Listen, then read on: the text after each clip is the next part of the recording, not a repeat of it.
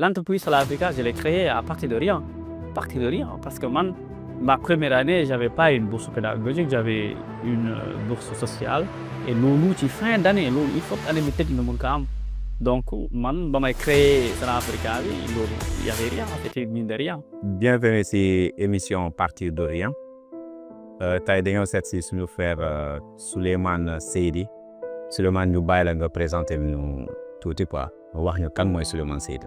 Merci monsieur Fofana maa ngi nuyu suñu téléspectateurs yi nga xamante ni yéen a ngi seetaan fii ci Institut Salah Africa mais bien sûr avec suñu naataango yi nga xamante ne ñoo fi ñëw pour quand même wax ci domaine yu bari ak ñun man nag maay Souleymane Seydi nekk entrepreneur étudiant également ci Université Assane Seck de Ziguinchor ci domaine histoire et civilisation tey maa ngi fi yëmbal di nekk ci milieu entrepreneuriat. Ok, présentation bii daf ñuy permettre ñu xam tuuti kan mooy Souleymane Seydi mais bëgg nañu xam l'histoire derrière tout ça avant ngay dugg ci entrepreneuriat lan nga doon def. waaw man nag je pense que mu ngi wax ci la laa doon def bari na te wuute autant nekkoon naa xale bu dëgër bopp ça pour tous ceux yi nga xamante ne xam nañ ma xale bu dëgër bopp surtout balaa ñuy naan Souleymane mais autant de Baba Galle parce qu'on me connaissait plus sur le nom de Baba Galle nekkoon ci terrain yi xam ci muy loolu noonu surtout avec les quartiers c'est ce qu'on appelle le milieu parfois détermine l'individu loolu ñu passé ci quand même bu fekkoon vécu fan nga màggee exactement. fii yëmbal àllu Baay Ñaax fii ci àllu Baay Ñaax Daaru Salaam si yëmbal nord fii laa màggee fii laa defee sama enfance yëpp nekkoon tamit taalibe doon yelwaan nekk naa ndongo daara di yelwaan en même temps di jàng di nuyu quand même sama tata bu baax sama mère Pouyat parce que ba ma demee ba à un moment donné moom ma jël dugal ma école mère Pouyat et vraiment je la salue au bas. ñaata temps nga def ci daara bi. daara yàgg naa fa def naa fa lu mu bon je pense ay 10 ans yooyu noonu. ok loolu yàgg. waaye yàgg na nekkoon naa Fass Delorme nekkoon naa Malika nekk naa Yëmbal doon yelwaan di jàng avec la stigmatisation mi ci am toujours yaa ma gën a xam donc loolu yëpp ñu passé ko ñu jàll élémentaire defee ko sa track génn fa dem lycée dem CM dem lycée ba tey ñu retrouvé wu nekk université ba tey ñu nekk. mais bëgg nañu xam bala ngay dugg ci entrepreneuriat lan nga doon def. alors man dama nekkoon ci benn mouvement boo xamante ne bi ñu naan Croix-Rouge ci biir Croix-Rouge dañuy développer le potentiel acquis dañuy développer quand même l'esprit de créativité ndaw ñi xëy na de plus en plus ñu koy def muy gën a réveiller li nga xamante ne moom mooy nelaw ci man parce que man ay sac yi ma daan jàngee ci lu bari maa ko doon defar dàll yi ma daan jàngee ci lu bari maa ko doon transformer.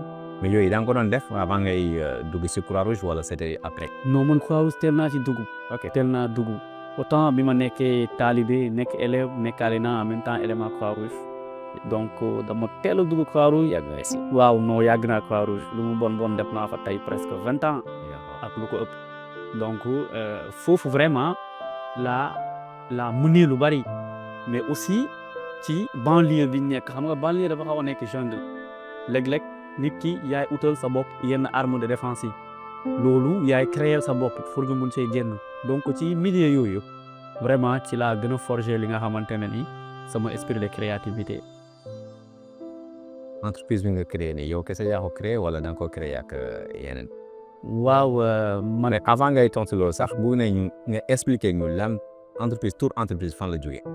Salah Africa. oui. maa ngi nuyu Mourinho. oui Mourinho un ami étudiant qui Mourinho on l'appelle baax ma ne Mourinho rek parce que moom lañ ko gën a xamee. C'était à l'université de Ziguinchor quand j'y suis allé en 2018 dès ma première année.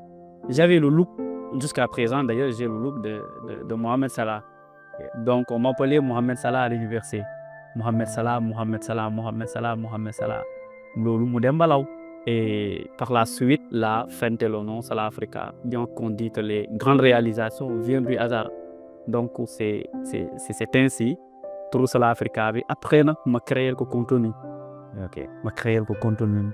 d'accord tu l'as créé seul ou da nga ko créé ak ñeneen. waaw man sama nan laa koy waxee fay naa damay tëdd ay guddi rek jékki-jékki xalaat Sala Africa créer l'entreprise. Oui. Mais quand même j'avoue que duma mus a fàtte ñi nga xamante ne nii nekkoon nañu ay étudiants ñu nekk ak ñoom ci biir université ñu jàppale ma ci vraiment idée bi mais c'est mon idée, c'est mon entreprise. Donc ñoom dañ la si jàppale woon rek. dañ ma fi jàppale. de venir de toi-même. Ouais, parce qu'en 2018 il y avait personne, il y avait que moi. Ouais. En 2018 il y avait personne, il y avait que moi. Donc metti woon na seulement idée bi était noble xamoon naa li ma bëgg exactement. Voilà, c'est loolu laa bëggoon ñëw sax si côté métier bi quoi bi nga duggee si entrepreneur bi amoon na ay difficultés ay jafe-jafe affaire yooyu. Mais bien sûr le regard des autres déjà loolu ça freine. Le regard des autres. Tu crées quelque chose à partir de rien. L'entreprise Sala Africa, je l'ai créée à partir de rien. Parce que man, ma première année, j'avais pas une bourse pédagogique, j'avais une bourse sociale. Et loolu ci fin d'année, loolu il faut que année bi tëj nga mun ko am. Donc man ba may créer Sala Africa bi loolu il y avait rien, c'était une mine de rien. Donc lépp loo xamante ne moo ci war maa ko doon def maa doon defaral sama bopp les communications. Je prenais même des feuilles blanches ma doon bind ak bic. xam nga ku ne muy bind bic feutre sax am na te mënu maa jënd feutre bic laa ko doon bindee taf ci buntu pavillon yi Sala Africa vente de tel wala boo bëggee yenn affaires yi Sala Africa. Donc loolu mais li ma ci dimbali mooy étudiants yi parce que le milieu estudiantin vraiment famille la nit ñi dañuy jàppalante. Donc ça veut dire que bi nga ko doon créer amoo woon moyen Non, y a pas de financement, y a pas de moyen, y a rien, y a le regard de l'autre, y a le stress qui vient. Tu vois ce que je veux dire? Surtout regard des autres parce que loolu dafay freiner ñu bëri. Ouais, bien sûr. Même parce que xam nga man dama yaa créé. Loolu yow noo ko gérer loolu. Bon mindset. Affaire de gentleman rek. Parce que dama yàgg mettre en place ay affaires mu échoué. Ok il faudra pas que ñu ñi peut-être ñi nga xamante ne ñu may seetaan jàppale dama xëy rek affaire bi. Non waaw mën nga ñu wax tuuti si yan ci say business ñoo échoué. Non il y en a beaucoup parce que man. Je pense, juste même après Sala Africa, j'avais initié une entreprise avec mes amis, ce qu'on appelait Sensac. Mais bien avant cela, dans la liggéey ci boulangerie yoroon sama benn ligne. Xam nga boulangerie nit ñi dañuy livrer ay mburu ku nekk day ñëw ci boulangerie bi ñëw ut ligne c'est-à-dire nga ut ay clients dem uti ay clients ba pare. soog a ñëw ci boulangerie bi ne am naa ay clients jox ma mburu bi à hauteur de par exemple bu fekkee 150 de clients bi ko consommer mu joxee la ko 125. bu la ko joxee 125 wala 100 francs nga dem joxee ko client bi 125 je ne sais pas affaire yooyu noonu nga am sa benn bénéfice bu 20 francs nga doon dàq kilo mburu bi donc ligne amoon naa ko mu dem ba bori sama moment parce que client dañuy consommer mburu bi pour mburu moom nga woo consommer amatul lu si des dañuy consommer du ñu fay ngay dem ba ma yoral boulanger bi xaalis ma xam ne lii mënul dem ma bàyyi ko ci côté ba et tant d'autres ba may mettre en place Sala Africa bi sax beaucoup de mes amis disaient que bon yow moom de toute façon yaa ngaa mettre en place day xaw a ok voilà donc bii aussi également du dem donc c'est toujours également le même discours qui revenait donc loolu mooy le regard bi nga xamante ne moo jóge ci ñenn ñi muy ñëw ci yow. Mais toi au début tu avais la certitude que ça va réussir loolu nga defoon si bopp bi. même yu échoué musuma gëm ni dina échoué parce que li Modou Lo di wax sama adversaire mais ki ma naw ci làmb ci foo sax bëggul perdre même ci li may foo bëgguma ci perdre. Donc bi ma doon def muy échoué après ngay soog a xam ne échoué na mais ba nga koy commencer dès l'entame vraiment munoo mettre en place échec bi sinon ça ne vaut absolument rien de mettre en place des choses ouais. Mais tey bu ñu xoolee par exemple si jaar-jaar bi yëpp lan ngay considérer comme sa plus grand réussite tey.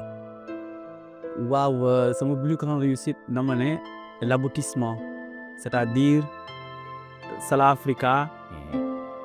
C'est une création de longue haleine tey dafa am énergie bu bari bu ma ci mettre en place j'ai subi des échecs des défaites tu vois des mauvais calculs tu vois ce que je veux dire une très mauvaise organisation une très mauvaise approche une très mauvaise stratégie parce que loolu yëpp mooy business plan bi ñuy jàng tey il faudrait avoir un business plan or que dans le passé je ne savais même pas ce qu'est un business plan je me lançais uniquement dans ce carcan de dire que je veux moi aussi mettre en place quelque chose je veux mais tey su ma demee ba mettre en place quelque chose qui aujourd'hui dure au moins 7 ans c'est que vraiment je tiens et je dis également alhamdoulilah parce que tout ce que je fais tourne autour de de cette entreprise Sala Africa. Donc mun naa ne tey c'est ça c'est réussi. mais bu nga ko yóbbu fu sori. Ouais. Là, je suis maintenant ñu ngi ci phase où nationaliser et internationaliser. Bien que dans le volet national, Sala Africa est connu par exemple à Ziguinchor, à Kolda, ici à Dakar et dans certaines régions. Parce que bu jugee université c'est un monde dans un monde. Et c'est la rencontre de plusieurs régions déjà, mais aussi c'est la rencontre de plusieurs États. Ouais. Donc Sala Africa est connu même dans d'autres pays à travers l'université parce que képp ku fa nekk moo xam Guinée nga dëkk wala Gambie nga dëkk wala Mali nga dëkk boo fa jugee nga dem tu amènes le nom. Ouais.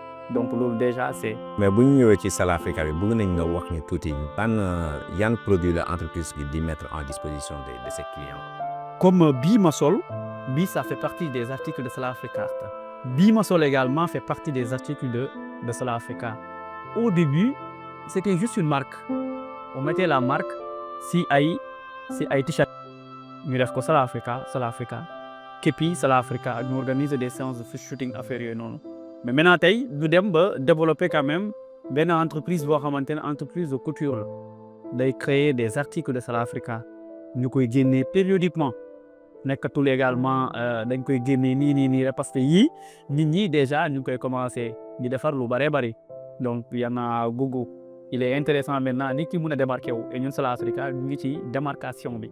là fu ñu nekk defaratuñu pour jox directement client bi mais on travaille plus ci grossiste c'est-à-dire dañuy fournir ay fournisseurs lañ heure bi. Ah, d'accord. képp koo xamante ne nga bëgg a jaayaat Sala Africa day fournir quantité jox la nga dem jaay donc ci cadre boobu la moom la nekk. Ça veut dire que changer ngeen niveau. Voilà il faut nga yëg benn étape nga bàyyi yi ñuy jël étape bi après yow nga mën a créer beneen affaire. C'est ça. Donc loolu benn la. xam naa ni prochainement fi ñu jëm mooy créer maintenant des designs spécifiquement Sala Africa. Oui. Parce que tey boo gisee par exemple. mais yooyu toujours look africain lay am wala. ban am diversité. day am diversité enracinement ouverture ñaar yooyu lu ñu wax. ñu ko Senghor ji. Justement donc tey dara jàppul nga nekk biir Europe di sol loo xamante ne Sénégal moom moo ko moom made in Sénégal loolu c'est intéressant. Donc vice versa tey ñu ngi fii di sol loo xamante ne ça nous provient de l'Europe ou vient dans d'autres pays pourquoi pas également ñoom it mën a sol li nga xamante ne moom moo fiy jógee maintenant ku nekk ak fi nga dëkk dañuy créer l'article boo xamante ne moom mooy adapté wu ku nekk ak sa poche également war nga am article Sala Africa ñun loolu lañ ko. mais ñuy jël si yéen grossiste yi yéenay uti grossiste yi wala ñoom ñooy ñëw.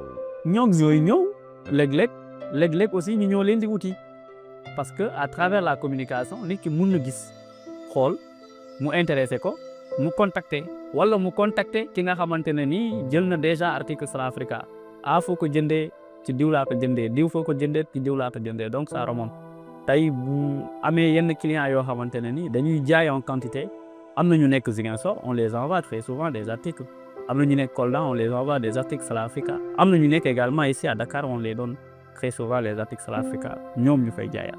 alors non c'est très intéressant mais nii ñu ngi presque si fin émission bi nii par exemple tey boo gisoon benn jeune boo xamante ne dafa bëgg a commencer te amul xaalis mais il a peur de se lancer loo koy conseil.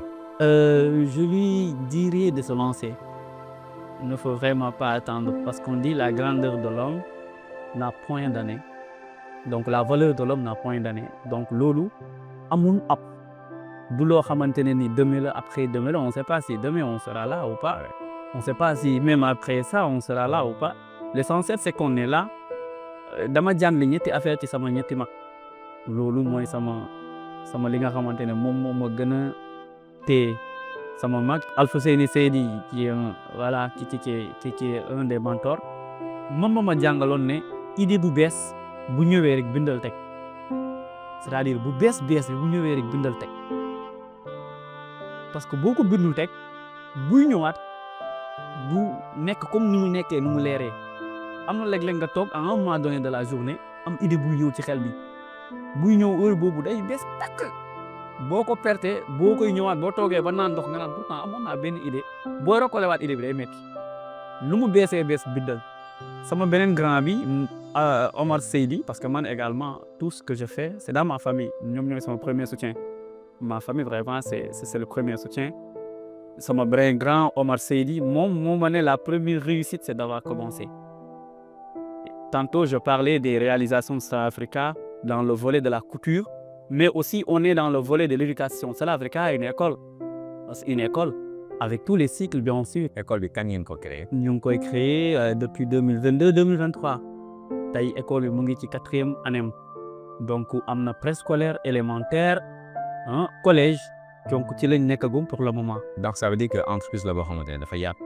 Exactement. Ouais. Exactement. Am na formation professionnelle yuy am même au-delà de la vente des couture des articles am na des formations professionnelles yuy am ci restauration ci couture entrepreneuriat technique de communication loolu volet formation professionnelle la nit ki bu paree da ngay am sa diplôme boo xamante ne ni Star Africa moom moo la koy jox parce que c'est une entreprise également reconnue avec tous les papiers donc loolu également mënoo nekk ci entrepreneuriat te les papiers prérequis yi amoo. Je disais de la force que j'ai avec mes grands. La 3e personne c'est Moussa Seydi moom mooy suñu taaw bu góor ci kër gi à côté y a Alimot Seydi mais Moussa Seydi qu'est-ce qu'il me dit? Il me dit ñi problème mental lañu am c'est-à-dire entrepreneur yu bari de façon générale pas entrepreneur kese. Un jour dañ doon discuter mu ne ma joueur xam nga moom il aime le football Moussa Seydi il aime bien le football. D'accord. nee na équipe buñ koy gagné lu bari ci mental lañ koy gagné Allemagne mooy équipe am Allemagne autant dafa amoon mental boo ko doon gagné 2-0 3-0 ba fekk arbitre ne woon pim day gëm ne lay gagné mais bu mu demee ba seetlu ne Allemagne amatul mental mooy boo ko encaissé bu encaissé rek day perte. may philosophie affaire bi di ko xool ma def ko benn rapprochement ak entrepreneuriat mooy lan. mais moom entrepreneur la wala. non c'est un professeur de lettres. Voyez donc Omar Seydi c'est un mathématicien l'autre c'est un lieutenant à la police donc ci loolu laa ko rapproché ma xalaat les coups durs que je reçois dans le milieu de l'entrepreneuriat soo amul mental bu baax bi da ngay xaar donc les jeunes entrepreneurs dama leen di njëkk a wax mooy am leen mental mooy numéro 1.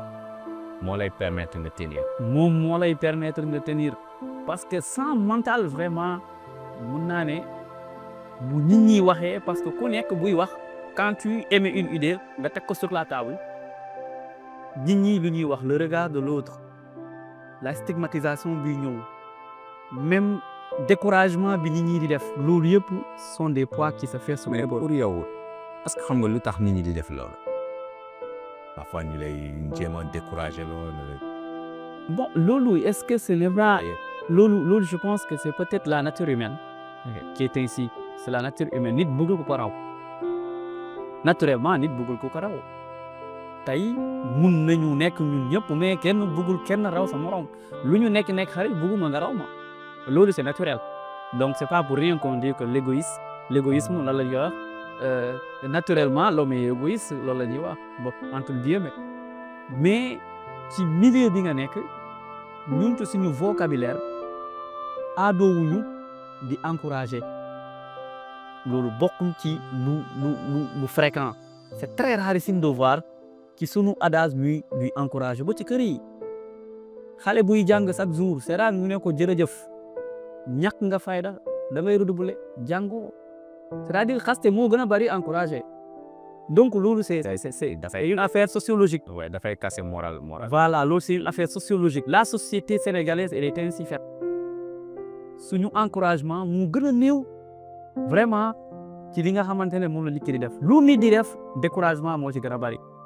donc c'est-à-dire que kii bëgg a entreprendre moo war a changer de mentalité moo war a def tout et dépasser yooyu yëpp.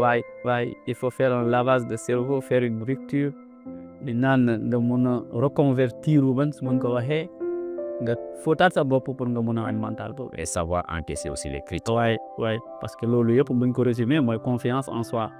nit ñi maintenant il dit seulement confiance en soi sans pour autant savoir la quintessence de cette expression-là. Je peux beau bien parler les mots comme ça mais si je ne les applique pas en quelque sorte ñëpp di voilà c'est-à-dire loolu mooy wax di. Voilà c'était ça bon jàng nañ lu bari ci ce parcours voilà on rappelle aussi que tu es parti de rien sans argent comme ni nga ko expliqué bon on était avec Souleymane Seydi